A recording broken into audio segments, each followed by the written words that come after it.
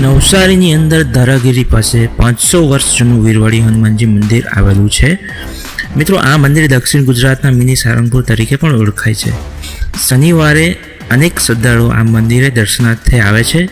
આ હનુમાન મંદિરમાં દુઆ અને દવાનો સમન્વય જોવા મળે છે. મંદિર ખાતે મહાપ્રસાદીનું તેમજ મફત આયુર્વેદિક ચિકિત્સા શિબિરનું આયોજન પણ કરવામાં આવે છે.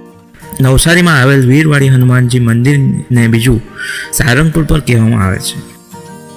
આ મંદિરનો ઇતિહાસ 400 વર્ષ જૂનો એમ કહેવામાં આવે છે. વીરવાડી હનુમાન દાદા અહીં આવતા દરેક ભક્તોના મનોરથ પૂરા કરે છે એવું પણ કહેવામાં આવે છે. અહીં ભક્તો પોતાના અલગ અલગ મનોરથ લઈને આવે છે. આ મંદિરની માન્યતા છે કે ભક્તો અહીં રડતા રડતા આવે છે અને હસતા હસતા અહીંથી ઘરે પાછા જાય છે. જે ભક્તો પર વીરવાડી હનુમાન દાદાના દર્શન કરે છે તેમાં એક અલગ જ પ્રકારની મનની શાંતિની અનુભૂતિ થાય છે.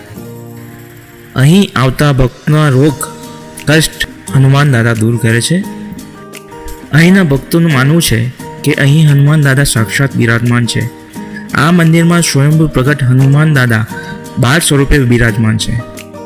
અહીં 12 સ્વરૂપે બિરાજમાન હનુમાન દાદા ધંધામાં બરકત તો આપે જ છે અને જીવનની તકલીફો પણ દૂર કરે છે.